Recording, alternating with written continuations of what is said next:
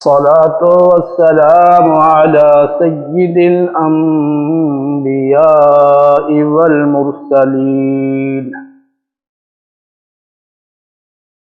أما بعد فأعوذ بالله السميع العليم من الشيطان الرجيم. بسم الله الرحمن الرحيم. وعلى الثلاثة الذين خلفوا حتى إذا ضاقت عليهم الأرض بما رحبت وضاقت عليهم أنفسهم وظنوا أن لا ملجأ من الله إلا إليه ثم تاب عليهم ليتوبوا إن الله هو التواب الرحيم. صدق الله العظيم. قال الله تبارك وتعالى في شان حبيبه الكريم: إن الله وملائكته يصلون على النبي يا أيها الذين آمنوا صلوا عليه وسلموا تسليما.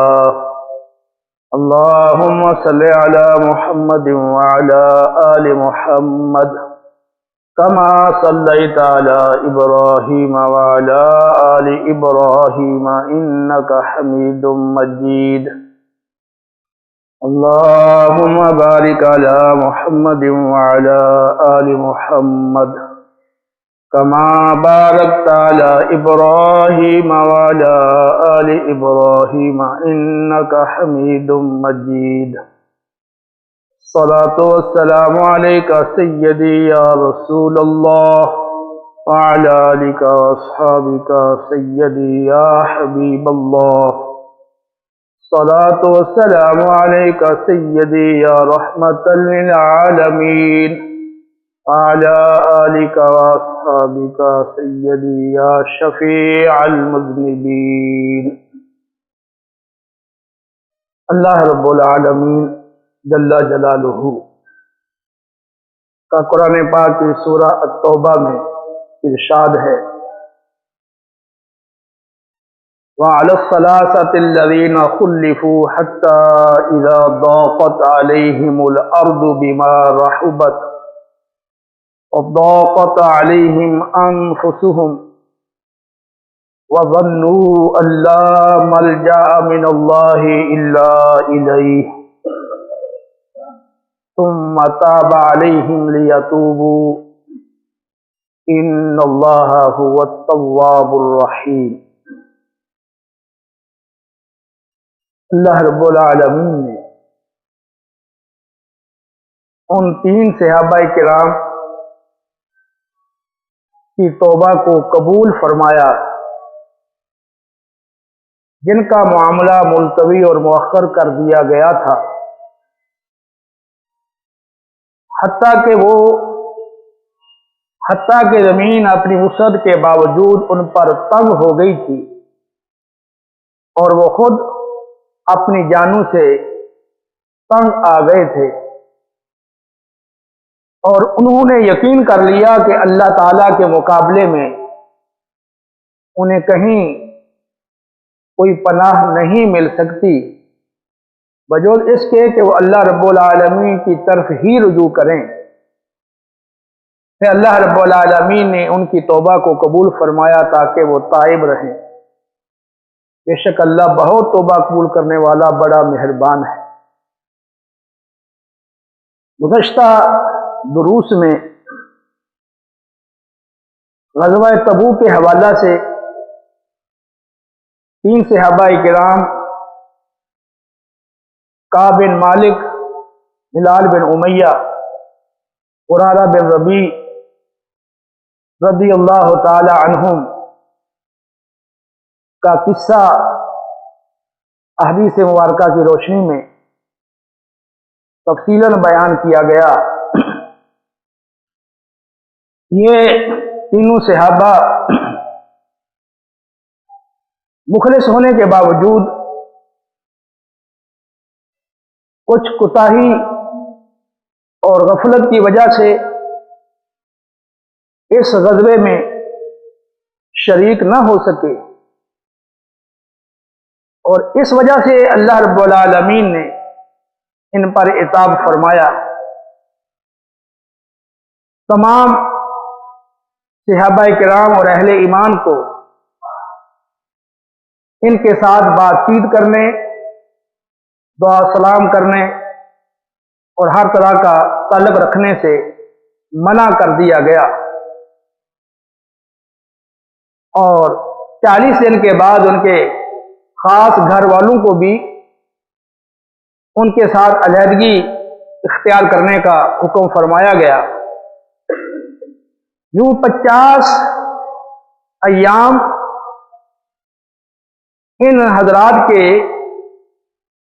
इस कैफियत और हालत में गुजरे कि कोई इनसे बात नहीं करता था, कोई इन्हें सलाम नहीं करता था, ना सलाम का जवाब देता था,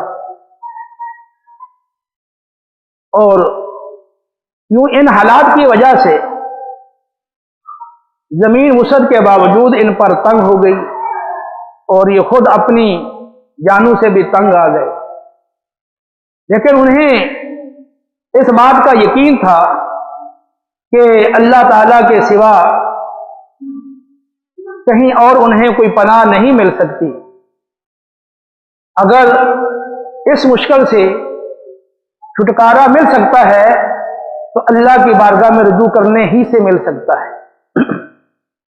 और बिलाखिर अल्लाह रब्बुल आलमीन ने उनकी तौबा को कबूल फरमाया, और बाद में उनके लिए आसानी और कुशादगी कर दी गई। इस तवील और मुफस्सल वाक़या में हमारे लिए बहुत से नसीहत के पहलू हैं। इनमें सबसे पहला और अहम नुक्ता और अहम नसीहत यह है कि अल्लाह रब्बुल आलमीन बंदों की उनके हस्बे हाल आजमाइश जरूर फरमाता है। यह दुनिया दरअसल बंदों की आजमाइश की खातिर ही बनाई गई। चुनांचे अल्लाह रब्बुल आलमीन का सूरह मुल्क में इरशाद है, तबारकल्लज़ी बियदिहिल मुल्क व हुवा अला कुल्लि शैइन क़दीर अल्लज़ी ख़लक़ल मौता वल हयाता लियब्लुवकुम अय्युकुम अहसनु अमला। बड़ी बरकत है वो ज़ात जिसके कब्ज़ा कुदरत में तमाम बादशाहत है, और जो अपनी हर चाहत पर कादिर है, और जिसने मौत व हयात को इसलिए बनाया ताकि तुम्हारी आजमाइश करे तुम में से कौन अच्छे अमल करता है। यही मज़मून अल्लाह रब्बुल आलमीन ने सूरतुल कहफ में जिक्र फरमाया है, इन्ना जअलना मा अलल अर्दि ज़ीनतल लहा लिनब्लुवहुम अय्युहुम अहसनु अमला। बेशक रूए जमीन पर हमने जितनी भी चीजें पैदा फरमाई हैं, ये सब की सब जमीन की आराइश और ज़ेबाइश के लिए हैं, जमीन की जीनत और खूबसूरती के लिए हैं, ताकि अल्लाह ताला बंदों की आजमाइश करे कि उनमें से कौन अच्छे अमल करता है। मालूम हुआ कि इस कायनात में आने वाला इंसान अक्ल बलूग पाते ही आजमाइश में पड़ जाता है, और तादम मौत उसकी इस आजमाइश का सिलसिला जारी और सारी रहता है। अल्लाह रब्बुल आलमीन जल्ला जलालुहू हर बंदे की उसके हस्बे हाल आजमाइश करता है। आप देखते हैं کہ اس دنیا میں اللہ رب العالمین نے بہت ساری چیزیں ایسی پیدا کی ہیں جو بڑی خوبصورت، بڑی خوشنما اور دلکش ہیں اور انسان کو اپنی طرف کھینچنے والی ہیں۔ اب انسان کی قدم قدم پر آزمائش ہے کہ انسان ان چیزوں کے حصول کی خاطر اللہ کی اطاعت سے غافل ہو جاتا ہے، یا ان چیزوں کو حاصل کرنے کے لیے اللہ کی نافرمانی کرتا ہے، یا یہ کہ اپنے نفس پہ قابو پا کر اپنے آپ کو بزور بری خواہشات سے، بری باتوں سے، اللہ کی نافرمانیوں سے باز رکھتا ہے اور اللہ کی اطاعت پر کمر بستہ رہتا ہے۔ تو اللہ رب العالمین کے احکام دو طرح کے ہیں، ایک اوامر ہیں، ایک نواہی ہے۔ بری باتوں سے اللہ رب العالمین نے بچنے کا حکم دیا اور اچھی باتوں کے کرنے کا حکم فرمایا ہے۔ تو جو برائیاں ہیں ان میں عمومی طور پر انسان کو لذت ملتی ہے، مزہ آتا ہے، انسان کو لطف آتا ہے، اس لیے انسان وہ برائی کی طرف زیادہ جلدی مائل ہو جاتا ہے۔ جو عبادات ہیں، نیک اعمال ہیں، ان کے کرنے میں مشقت ہوتی ہے، تکلیف اٹھانا پڑتی ہے اور بعض اوقات بہت بڑی تکلیف آتی ہے، اس لیے عمومی طور پر انسان ان اوامر پر عمل کرنے سے دور رہتا ہے۔ لیکن یہ بات ہمیشہ اپنے ذہن میں رکھیں کہ آپ ہر لمحہ اس دنیا کے اندر آزمائش میں مبتلا ہے۔ یہ اللہ رب العالمین کا فیصلہ اور یہ اللہ رب العالمین کا عمل اور دستور پہلے لوگوں کے ساتھ بھی رہا اور بعد والے لوگوں کے ساتھ بھی ہے۔ سورۃ العنکبوت میں اللہ رب العالمین کا ارشاد ہے، الف لام میم احسب الناس ان يتركوا ان يقولوا آمنا وهم لا يفتنون وَلَقَدْ فَتَنَّ الَّذِينَ مِنْ قَبْلِهِمْ فَلَيَعْلَمَنَّ اللَّهُ الَّذِينَ صَدَقُوا وَلَيَعْلَمَنَّ الْكَاذِبِينَ أَمْ حَسِبَ الَّذِينَ يَعْمَلُونَ السَّيِّئَاتِ أَن يَسْبِقُونَا سَاءَ مَا يَحْكُمُونَ۔ کیا لوگوں کا یہ گمان ہے کہ صرف وہ یہ کہہ دیں کہ ہم ایمان لے آئے اور اسی پر انہیں چھوڑ دیا جائے گا؟ اور کیا ان کا یہ گمان ہے کہ ان کی آزمائش نہیں کی جائے گی؟ بے شک ہم نے ان سے پہلے لوگوں کو بھی آزمایا ہے اور اللہ رب العالمین ان کی بھی آزمائش کرے گا اور ضرور ظاہر فرمائے گا دعویٰ ایمان میں سچے کون ہیں اور جھوٹے کون ہیں۔ اور جو برائیاں کرتے ہیں، نافرمانیاں کرتے ہیں، کیا وہ یہ سمجھتے ہیں کہ وہ ہمارے قابو سے باہر نکل جائیں گے؟ وہ یہ کتنی بری بات کہتے ہیں اور یہ کتنا برا فیصلہ کرتے ہیں۔ بھلا اللہ رب العالمین کے قابو سے باہر کون نکل سکتا ہے؟ کس میں اس کی طاقت اور استطاعت ہے؟ اللہ رب العالمین نے سورۃ العنکبوت کی ان ابتدائی آیات میں بڑے واضح الفاظ میں اپنے بندوں کو آگاہ کر دیا ہے کہ صرف تم یہ کہہ دو کہ ہم ایمان لے آئے اور تم صرف کلمہ پڑھ لو، زبان سے اقرار کر لو، تو اسی پر تمہیں چھوڑ نہیں دیا جائے گا، اور اتنا تمہاری نجات کے لیے کافی نہیں ہو جائے گا، بلکہ تمہاری آزمائش ہوگی، تمہاری آزمائش کی جائے گی۔ پہلو کو بھی آزمایا گیا ہے اور تمہاری بھی آزمائش کی جائے گی۔ اللہ رب العالمین نے انبیاء علیہ السلام کو آزمایا ہے اور ان کی آزمائش اور لوگوں کی آزمائشوں سے زیادہ سخت ہوئی اور انہیں ہر طرح سے آزمایا گیا۔ آپ قرآن پاک کو پڑھ کر دیکھ لیں اور احادیث مبارکہ کا مطالعہ کر کے دیکھ لیں तमाम अंबिया को पुरजोर तरीके से आजमाया गया। हजरत इब्राहीम अलैहिस्सलाम को मुख्तलिफ तरह से आजमाया गया, जिसका कुरान पाक में जिक्र मौजूद है। हजरत इस्माईल अलैहिस्सलाम को आजमाया गया, इसका जिक्र भी कुरान में मौजूद है।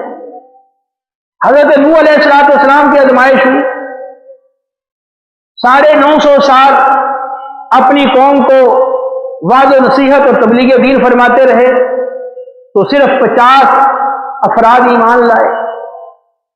आज अगर लोगों को कहा जाए कि आप अपने घर वालों को और अपने दोस्तों को और दीगर मुसलमान भाइयों को नमाज के लिए कहा करें, नेकी के लिए कहा करें, तो लोग कहते हैं कि आज कौन मानता है, कोई किसी की बात नहीं सुनता, मानने के लिए तैयार नहीं।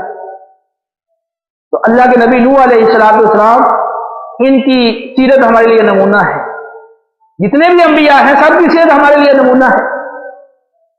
इहदिना सिरातल मुस्तकीम सिरातल लज़ीना अनअमता अलैहिम, ऐ अल्लाह हमें सिरात मुस्तकीम पर चला जिन पर तूने इनाम किया है, अपने उन महबूब बंदों के रास्ते पर चला। तो इनाम याफ्ता महबूब बंदे सफ़े अव्वल में अंबिया अलैहिस्सलाम के नफूस कुदसियां हैं। तो इनके रास्ते पर हम चलने की दुआ करते हैं, लेकिन अफसोस है कि हम महज रस्मी तौर पर जुबान से दुआ करते हैं, लेकिन दिल से इनके रास्ते पर ना चलने की दुआ करते हैं, ना अमली तौर पर इसके लिए कोई पूरी कोशिश करते हैं। यही वजह है कि जब लोगों को जमात के साथ नमाज पढ़ने का कहा जाए तो अपने मुख्तलिफ किस्म के उज़र पेश करते हैं। कोई कहता है कि मैं दुकान में मसरूफ हूं, कोई कहता है मैं अपने ऑफिस में मसरूफ हूं, कोई कहता है मैं अपने घर के फलां काम में मसरूफ हूं। तो ये लोग जो मस्जिद में गैर हाजिरी के मुख्तलिफ उज़र पेश करते हैं, यही लोग दुनिया के हर जगह पर जाने के लिए तैयार हैं। खुशी हो, गमी हो, दीगर मौके हों, तो कभी किधर जा रहे हैं, कभी किधर जा रहे हैं। दुनिया के सारे कामों के लिए वक्त भी निकल आता है, वो सारे हीले बहाने उनके वो खत्म हो जाते हैं। अगर उज़र हैं और हीले बहाने हैं तो वो नमाज के लिए हैं और जमात के साथ शामिल होने में। ये महज अपने आप को धोखा देने के सिवा कुछ नहीं। हाँ, ये बात अच्छी तरह से नशीन कर लें कि ये हीले बहाने महज अपने आप को धोखा देने के सिवा कुछ नहीं। ये दुनिया तो है ही आजमाइश ना। कितने लोग हैं वो अपने कारोबारी मसरूफियात बताते हैं, तो इसका मतलब यह है कि अल्लाह ने आपको कारोबार दिया है, वुसअत दी है, इसलिए आप नमाज नहीं पढ़ सकते। तो आप कब नमाज पढ़ेंगे? अल्लाह तो हमारा कारोबार सारा बंद कर दे और तुम्हारा ये सारा तबाह हो जाए, तो फिर ये तो नमाज पढ़ने के लिए आओगे। या तंदुरुस्ती है तो चलते फिरते कभी उधर जा रहे हैं, कभी उधर जा रहे हैं, कभी बाजार में घूम रहे हैं, ठीक है, तो जब चलने के काबिल ना रहो तो फिर नमाज पढ़ोगे। तो अल्लाह के बंदों, ये तुम्हारी आजमाइश है। अल्लाह ताला मुख्तलिफ कैफियतों और हालतों से बंदों को आजमाता है, खैर और शर के जरिए, बीमारी और तंदुरुस्ती के जरिए, मालो दौलत देकर और फक्र फाका में मुब्तला करके, खुशी और गमी अता करके, औलाद दे के औलाद लेकर और औलाद से महरूम रखकर, हर तरह से अल्लाह ताला अपने बंदों की आजमाइश फरमाता है। तो हम हर हालत आजमाइश के अंदर गुजार रहे हैं और अमूमी तौर पर हम इसे गाफिल रहते हैं कि ये जो चीज या दुनिया की जो मसरूफियत है, जिसको मैं बतौर हीले के पेश कर रहा हूं, बहाने के पेश कर रहा हूं कि मैं इस मसरूफियत की वजह से मस्जिद में नहीं आ सकता, तो दरअसल ये तुम्हारी आजमाइश है। अल्लाह रब्बुल आलमीन तुम्हें वो मसरूफियत भी दे दी और इधर नमाज का हुक्म भी दे दिया, और इधर अल्लाह का मुनादी कह रहा है, हैया अलस सलाह हैया अलल फलाह, आओ नमाज की तरफ, आओ फलाह की तरफ। ये अल्लाह का बुलावा है, ठीक है ना। तो जो अजान देने वाला है वो भी अपने तौर पर तो अपनी खुशी से तो नहीं कह रहा, या फिर उसके अपना जी चाह रहा था, वो तो एक खास वक्त पे जब अल्लाह का हुक्म आया है तो वो अल्लाह का पैगाम तुम तक पहुंचा रहा है। अकीमुस सलाह जो हुक्म है ये तो अल्लाह का है ना, और हैया अलस सलाह हैया अलल फलाह का हुक्म भी अल्लाह ने दिया है ना कि वो दे, अजान दे। जैसे जुमे के बारे में फरमाया गया, या अय्युहल्लज़ीना आमनू इज़ा नूदिया लिस्सलाति मिन यौमिल जुमुआ फसअू इला ज़िक्रिल्लाहि व ज़रुल बैअ ज़ालिकुम खैरुल लकुम इन कुंतुम तालमून। अहले ईमान, जब जुमा के रोज नमाज के लिए अजान दी जाए तो दौड़ कर अल्लाह के जिक्र की तरफ आ जाओ, खरीदो फरोख्त को छोड़ दो یہ تمہارے لیے بہت بہتر عمل ہے اگر تم علم رکھتے ہو۔ تو یہ ہماری آزمائش ہے کہ ہمیں نیکی کی دعوت دی جاتی ہے، نیکی پر کی طرف بلایا جاتا ہے، اور ادھر ہمارے دوسرے گھریلو کام کاج ہیں، مصروفیات ہیں، یا ہماری اپنی خواہشات، اپنی من پسند کے معاملات ہیں، تو اللہ تعالیٰ دیکھتا ہے کہ اب یہ میرا بندہ میری اطاعت کرتا ہے یا میری ناشکری کرتا ہے، میری نافرمانی کرتا ہے۔ تو اگر آپ اپنی اس مصروفیت کو اور اپنی اس خواہش کو چھوڑ کے اب اللہ کا حکم مانتے ہیں اور فریضہ ادا کرتے ہیں، پھر جب آپ اپنے معاملات کو نپٹاتے ہیں، پھر تو آپ کامیابی کی طرف بڑھ رہے ہیں۔ اور اگر آپ کا یہی معمول بن گیا ہے کہ اذانیں ہوتی رہتی ہیں، وقت گزر جاتے ہیں، آپ اپنے معاملات میں لگے رہتے ہیں، تو پھر آپ اس آزمائش میں ناکامی کی طرف جا رہے ہیں۔ لیکن ابھی موقع ہے کہ اس کی تلافی ہو سکتی ہے۔ اللہ کی بارگاہ میں سچی توبہ کر کے اور معافی مانگ کے آپ اس کوتاہی کا ازالہ کر سکتے ہو۔ لیکن جب زندگی ختم ہو گئی اور یہ عمر پوری ہو گئی تو پھر اس نقصان کی تلافی کی کوئی صورت نہیں رہے گی، پھر سوائے پچھتاوے کے کچھ ہاتھ نہیں آئے گا۔ آپ دیکھیں انبیاء علیہ السلام جو ہمارے رہنما ہیں، ان کو کیسی کیسی تکالیف آئی ہیں اور ان کے دشمنوں نے انہیں کیسے کیسے ستایا ہے، پورا قرآن بھرا پڑا ہے۔ مختلف انبیاء کے قصے ہیں، ان کی قوموں نے ان کے ساتھ کیسے سلوک کیے، کس طرح کے ناروا سلوک اور طرح طرح کے ظلم و ستم، طرح طرح کے طعن و تشنیع، ان کی سیدھی باتیں اور زد و کوب، یہاں تک کہ قید میں ڈالنا، یہ ساری ان کے ساتھ معاملات ہوتے رہے۔ لیکن اس کے باوجود انبیاء علیہ السلام اللہ کی طرف سے لگائی گئی ڈیوٹی کو اور فریضوں کو پورے طور پر سر انجام دیتے رہے۔ اب یوسف علیہ السلام کو دیکھ لیں کہ بھرپور جوانی ہے، اور جوانی میں آپ جاتے ہیں کہ انسان کی جو قوتیں ہیں اور خواہشات ہیں یہ پورے کمال اور عروج پر ہوتی۔ اور یوسف علیہ السلام کو برائی کی دعوت دینے والی خاتون، وہ حسن و جمال والی بھی ہے، مال و دولت والی بھی ہے، حسب و نسب والی بھی ہے، اس کے بعد ہر طرح کے وسائل بھی ہیں۔ اور یوسف علیہ السلام جانتے ہیں کہ اگر اس کی بات مان لی جائے تو میرے لیے یہ آسانی پیدا کر دے گی، سہولتیں پیدا کر دے گی، اور اگر اس کی بات نہ مانو تو مجھے مشقت میں ڈالے گی۔ یہ سب کچھ آپ کو معلوم ہے، اور پھر انسان کی خواہشات بھی ہیں۔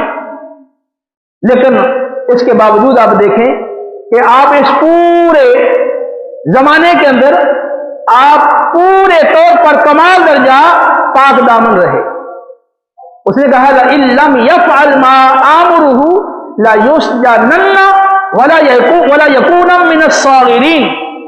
کہنے لگی کہ جو میں کہتی ہوں اگر یوسف میری بات نہیں مانے گا اور میری خواہش کو پورا نہیں کرے گا تو پھر ضرور بھی ضرور قید خانے میں ڈالا جائے گا، اور اس کو بڑی ذلت اور رسوائی کا سامنا کرنا پڑے گا۔ جب یوسف علیہ السلام نے دیکھا کہ یہ عزم کر چکی ہے اور یہ پختہ ارادہ کر چکی ہے اور یہ اس برائی سے ہٹنے کے لیے تیار نہیں، تو اللہ کی بارگاہ میں خود دعا مانگی، ربی السجن احب الی مما یدعوننی الیہ۔ اے میرے رب، میرے لیے قید خانہ بہتر ہے بمقابلے اس برائی کے جس کی یہ عورتیں مجھے دعوت دے رہی۔ فَإِلَّا تَصْرِفْ عَنِّي كَيْدَهُنَّ أَصْبُ إِلَيْهِنَّ وَأَكُن مِّنَ الْجَاهِلِينَ۔ اور اے میرے رب، اگر تو نے ان عورتوں کا مکر و فریب مجھ سے نہ پھیرا تو پھر ہو سکتا ہے میں ان کی طرف مائل ہو جاؤں اور میں بھی نادان بن بیٹھوں۔ فَاسْتَجَابَ لَهُ رَبُّهُ۔ یوسف علیہ السلام کے رب نے ان کی دعا کو قبول فرما لیا۔ فَصَرَفَ عَنْهُ كَيْدَهُنَّ۔ اللہ رب العالمین نے ان عورتوں کا مکر یوسف علیہ السلام سے پھیر دیا اور ٹال دیا۔ اِنَّهُ هُوَ السَّمِيعُ الْعَلِيمُ۔ بے شک اللہ تعالیٰ تو سننے والا، خوب سننے والا، جاننے والا ہے۔ ثُمَّ بَدَا لَهُم مِّن بَعْدِ رَأَوُا الْآيَاتِ لَيَسْجُنُنَّهُ حَتَّىٰ حِينٍ۔ پھر اس کے بعد ان لوگوں کو عزیز مصر اور اس کے اراکین کو یہ خیال آیا کہ کچھ دیر کے لیے، جب یہ ساری نشانیاں وہ دیکھ چکے اور ان پہ یوسف علیہ السلام کی پاکیزگی اور پاکدامنی بالکل واضح تھی، یہ سب کچھ دیکھنے کے بعد انہوں نے یہ فیصلہ کیا کہ کچھ مدت کے لیے یوسف علیہ السلام کو قید خانے میں ڈال دیا جائے تاکہ یہ معاملہ رفع دفع ہو جائے۔ چنانچہ یوسف علیہ السلام کو قید خانے میں ڈال دیا گیا۔ تو مفسرین کے مختلف اقوال ہے کہ 7 سال آپ قید خانے میں رہے یا اس سے بھی زیادہ عرصہ آپ قید خانے میں رہے۔ آپ یہاں تھوڑا سا غور کریں کہ یوسف علیہ السلام کی جوانی کی عمر ہے، اور وہ جوانی جس میں انسان کی خواہشات کمال پر ہوتی ہیں اور قوت بھی کمال پر ہوتی ہے، اور جو برائی کی دعوت دینے والی خاتون ہے وہ حسن و جمال والی بھی ہے، حسب و نسب والی بھی ہے، مال و دولت والی بھی ہے، اور وہ آپ کو کشادگی بھی مہیا کر سکتی ہے ظاہری مال و دولت کے ساتھ، اور آپ کو وہ تکلیف میں بھی ڈال سکتی ہے۔ یہ ساری باتیں ہیں، اس کے باوجود یوسف علیہ السلام خود اللہ کی بارگاہ میں دعا کر رہے ہیں کہ یا اللہ مجھے قید خانے میں ڈال دیا جائے، میں اس برائی سے کسی طرح بچ جاؤں، تو مجھے اس سے بچا لے، اگر تو نہیں بچائے گا تو تیری بغیر توفیق کے تو میں نہیں بچ سکتا، پھر تو ہو سکتا ہے میں نادان بچ جاؤں۔ تو کس طرح وہ گریہ زاری کر کے اللہ کی بارگاہ میں قید خانے میں جانے کی دعا کر رہے ہیں۔ کمال درجے کا یہ تقویٰ ہے، کمال درجے کی پاکیزگی ہے کہ اس سے بچنے کے لیے، اس برائی سے وہ قید خانے میں انہوں نے جانے کی خود دعا مانگی ہے، اور پھر عرصہ دراز وہ قید خانے میں رہے ہیں اس برائی سے بچنے کے لیے۔ تو یہ ہیں وہ نفوس قدسیہ جن کے راستے پر ہم چلنے کی دعا کرتے ہیں کہ اے اللہ ہمیں اپنے ان انعام یافتہ بندوں کے راستے پر چلا۔ لیکن افسوس یہ ہے کہ ہم تو صرف رٹے رٹائے الفاظ ہی پڑھتے، اس کا جو مفہوم ہے اور یہ اس کا مقصود ہے اس کے لیے تو ہماری توجہ ہی نہیں ہوتی، اور یہی وجہ ہے کہ وہ ابھی ہمیں نماز پڑھی اور یہ الفاظ بھی پڑھے اہدنا الصراط المستقیم، اور اس کے بعد اگر اسی کی دعوت دی جائے انبیاء کے راستے کی تو کوئی ماننے کے لیے تیار نہیں، سننے کے لیے کوئی تیار نہیں۔ تو یہ اللہ کے بندو لمحہ لمحہ تمہاری آزمائش ہے، یہ دنیا آزمائش گاہ ہے۔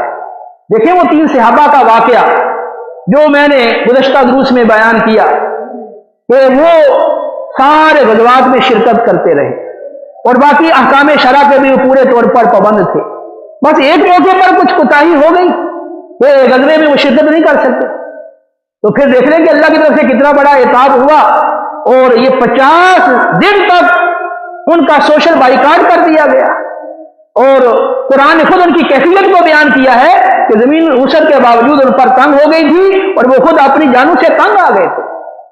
تو آپ خود ذرا سوچ لیں نا کہ اگر لوگوں کو روک دیا جائے کہ ہم سے کوئی بات نہ کرے، تو اب ہم سے ہمارے یہ سارے دوست احباب کوئی بات نہ کریں، ہم جدھر بھی جائیں ہم سے کوئی نہ سلام کرے نہ سلام کا جواب دینا، ہمارے گھر والے بات کریں، تو ہماری کتنی دشواری پیدا ہو جائے گی۔ اصل میں صحیح معنوں کے اندر دشواری کا پتہ آدمی کو تب چلتا ہے جب اس تکلیف میں مبتلا ہوتا ہے، اس سے پہلے تو آدمی پوری طرح سے غور ہی نہیں کرتا، سرسری سے تصور بس ذہن میں لایا، بس پھر اس سے توجہ ہٹا لی۔ تو وہ صاحب ایمان تھے، مخلص تھے، اس کے باوجود تھوڑی سی کوتاہی پر ان کو بر اعتاب کیا گیا اور انہیں تنبیہ کر دی گئی۔ تو اس میں ہمارے لیے درس ہے، ہمارے لیے